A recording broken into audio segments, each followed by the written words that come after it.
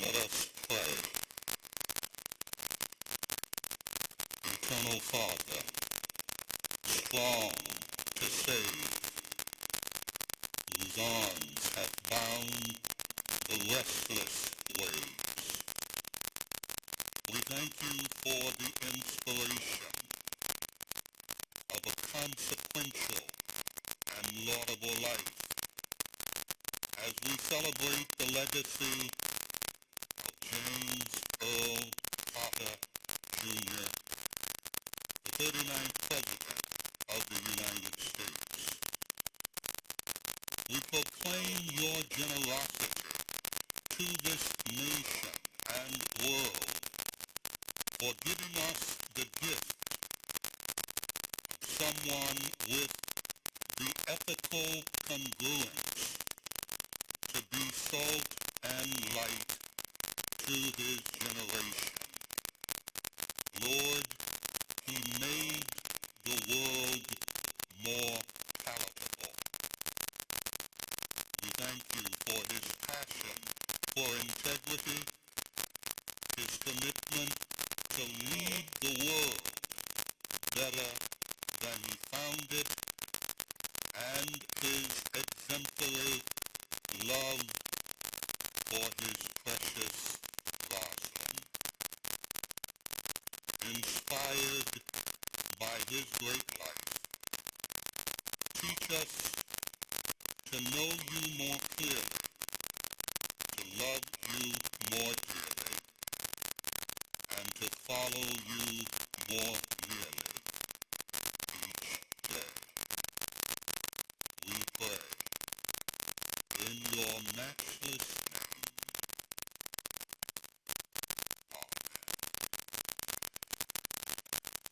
Amen.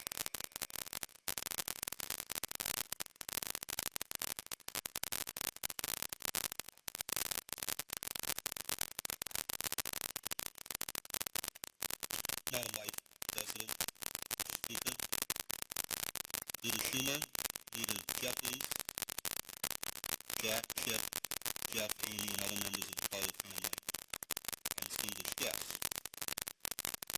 Today we gather to begin a final farewell to Jimmy Carter, Navy veteran, peanut farmer, Governor of Georgia, and President of the United States.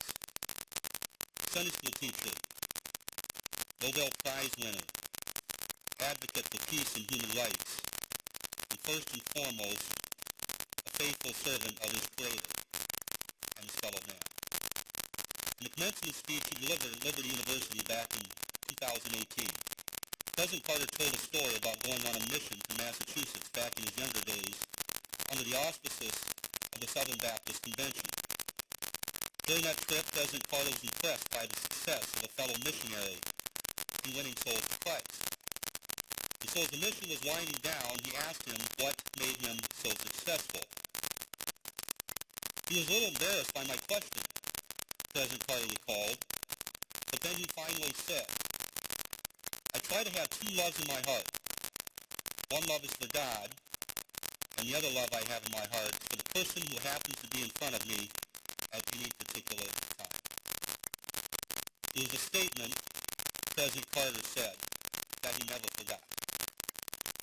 I think it's fair to say that it's also a statement he lived by. President Carter's term as president ended in 1981. And for the remainder of his life, the longest post-presidency of any American president ever, he focused on making the lives of his fellow man better.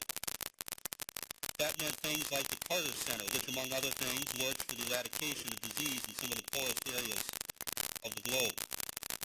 And it meant things like his work with Habitat for Humanity to provide affordable housing for those in need. And when I say his work with Habitat for Humanity, I do mean his work.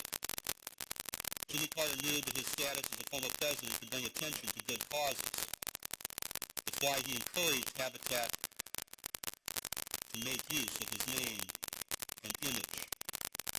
But simply lending his name, or maybe attending a gala or two, wasn't Jimmy Carter's style. He was here to get down in the weeds and the dirt, And he did that literally on numerous habitat bills, including one back in 1994 in Eagle Butte, in my home state of South Dakota. Well into his 90s, he could be found with his hard hat and tools on construction sites, doing the practical work required to get families into homes. The Son of Man did not come to be served, but to serve. And Jimmy Carter did his very best to live according to the calling of his Lord and Savior. Today I join all Americans in mourning President Carter and remembering his example. But I rejoice in the thought that he, together with his beloved wife, Rosalind, is now before the face of his Father.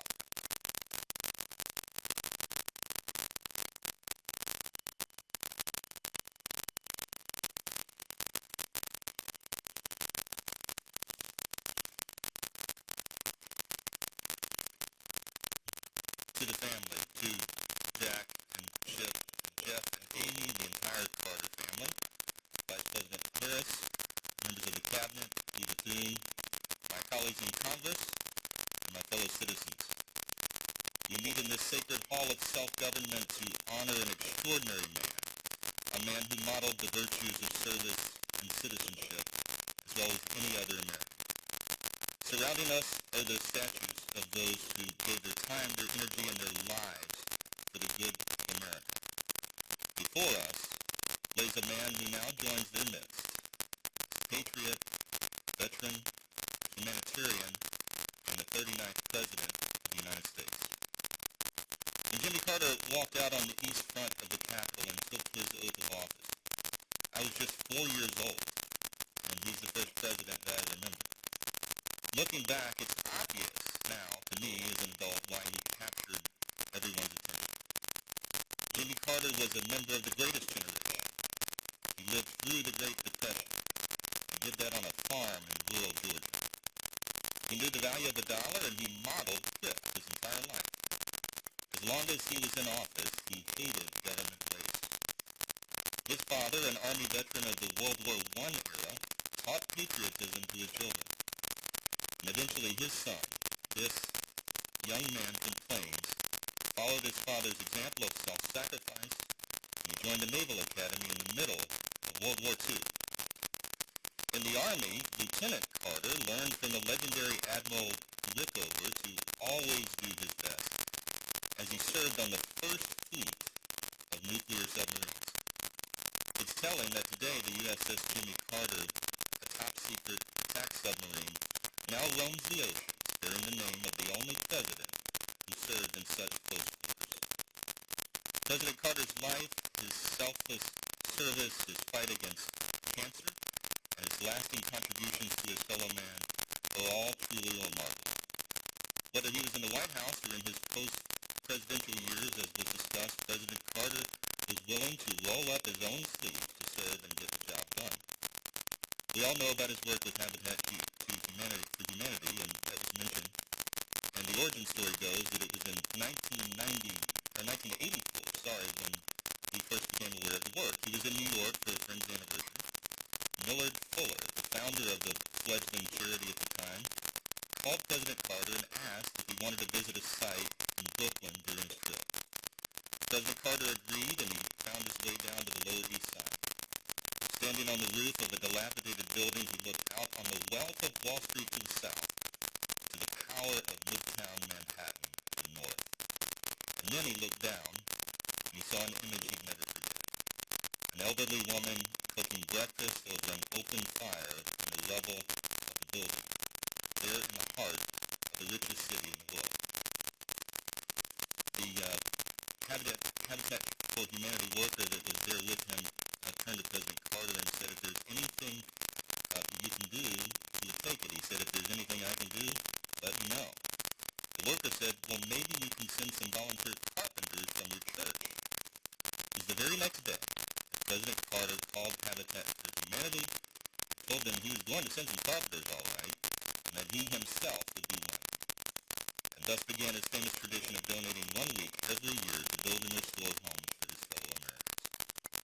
It's remarkable to think that one of the 45 men who has served as president, and one of the only 13 who held the role in nuclear age, would humble himself to such service. We all know that his care for humanity didn't stop at building homes. In the face of illness, President Jimmy Carter brought life-saving medicine. In the face of conflict, he brokered peace. And in the face of discrimination, he reminded us that we are all made in the image of God. And if you were to ask him why he did it all, he would likely point to his faith. I'm reminded of his admonition to, quote, live our lives as though Christ were coming this afternoon, and of his amazing personal reflection. Quote, if I have one life and one chance to make it count for something. We all agree that he certainly did. So today in these hallowed halls of our republic, we honor President Carter, his family, and his enduring legacy that he leaves, not only upon this nation, but upon the world.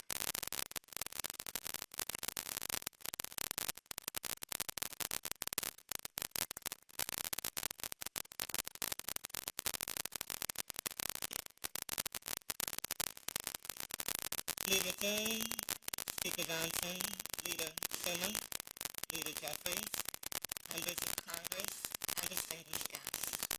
It is an honor to be with you this afternoon, and to Jack, Chip, Jeff, Amy, and Jason, and all the other members of the Carter family. On behalf of the American people, Doug and I offer our deepest condolences. Being with you today, I'm reminded of the enduring words of a favorite hymn. May the works I have done speak for me. Today we gather to celebrate the life of a man whose works will echo for generations to come. A man from Plains, Georgia, who grew up without electricity or running water, and served as the 39th President of the United States of America, and he lived every day of his long life in service to the people. President James Earl Carter, Jr. So I was in middle school when Jimmy Carter was elected president, and I vividly recall how my mother admired him. How much she admired his strength of character, his honesty, his integrity, his work ethic and determination, his intelligence, and his generosity spirit. We have heard much today and in recent days about President Carter's impact in the 4 decades after he left the White House. Rightly so. Jimmy Carter established a new model for what it means to be a former president, and leaves an extraordinary post-presidential legacy. From founding the Carter Center, which has helped advance global human rights and alleviate human suffering, to his public health work in Latin America and Africa, to his tireless advocacy for peace and democracy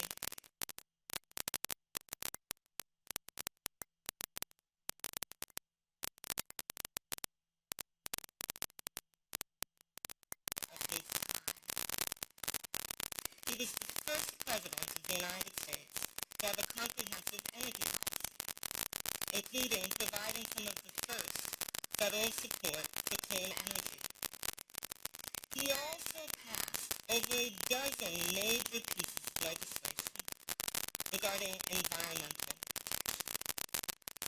and more than doubled the size of America's national parks, including protecting our beloved redwoods in my home state of California. He was a president who, between the years of 1977 and 1981, appointed more Black Americans to the federal bench than all of his predecessors combined, and appointed 5 times as many women. And in the wake of Watergate, Jimmy Carter passed historic ethics legislation to help rebuild America's faith in government.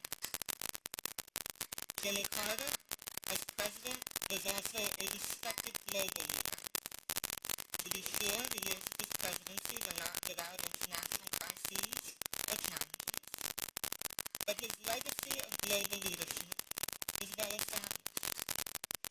In Asia, he instituted full diplomatic relations with China, which he would later call one of the most historically significant accomplishments of his presidency.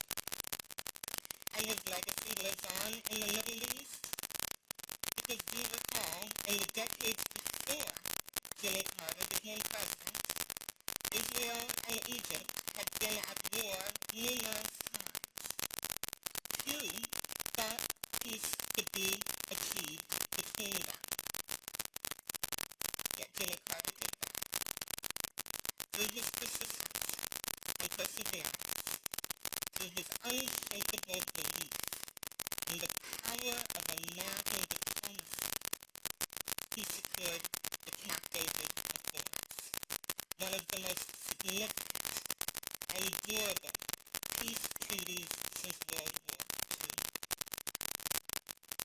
And throughout the world, Jimmy Carter elevated the role of human rights in America's foreign policy priorities and uplifted the importance of civil society in doing that work. Jimmy Carter was a forward-looking president with a vision for the future. Consider his establishment of the Department of Energy in 1977, which anticipated the central role it would play in addressing the climate crisis. His creation of FEMA in 1979, which enabled our nation to mobilize a national response to disasters, which has helped countless communities rebuild and recover. And his founding of the Department of Education later that year, which elevated public education institutions and increased national standards for the education of America's children and future leaders.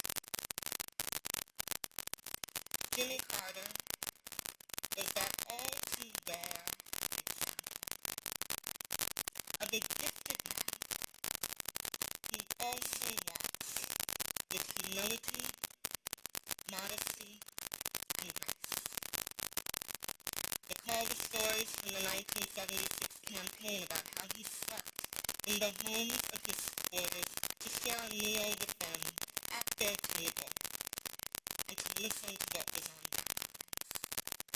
How on their first trip for Habitat for Humanity, Jimmy and Rosamond rode the bus with the other volunteers, and when the group stopped for the night to stay at a local church, Jimmy and Rosamond gave their private room to a young couple who had put off their honeymoon to join the trip. And with the other volunteers, they then slept on the floor of the church basement.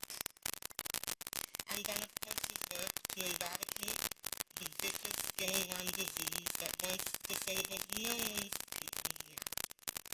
It was one of the Carter Center's greatest triumphs, and Jimmy Carter, of course, given his nature, attributed its success not to his own leadership, but to the thousands of everyday Africans who were on the ground doing the work. Throughout his life and career, Jimmy Carter retained a fundamental decency and humility. James Earl Carter Jr. loved our country. He lived his faith. He served the people. And he left the world better than he found it. And in the end, Jimmy Carter's work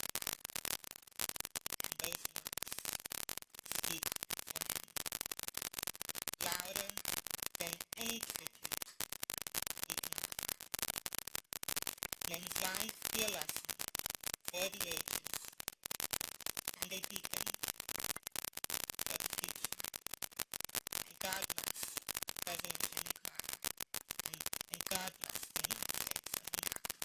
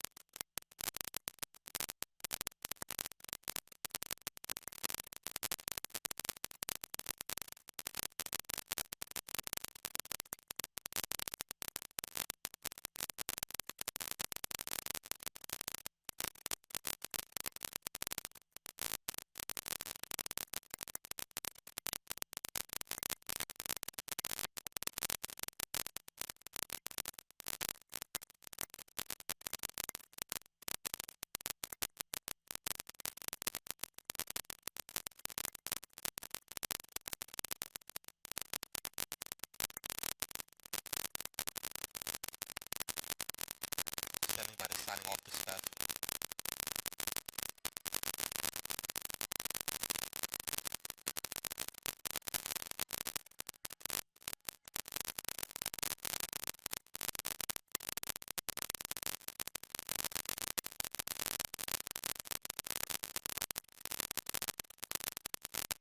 Seven, 6, 5 to off, 4, 3, 2, 1, and get office please, let us know when we're clear.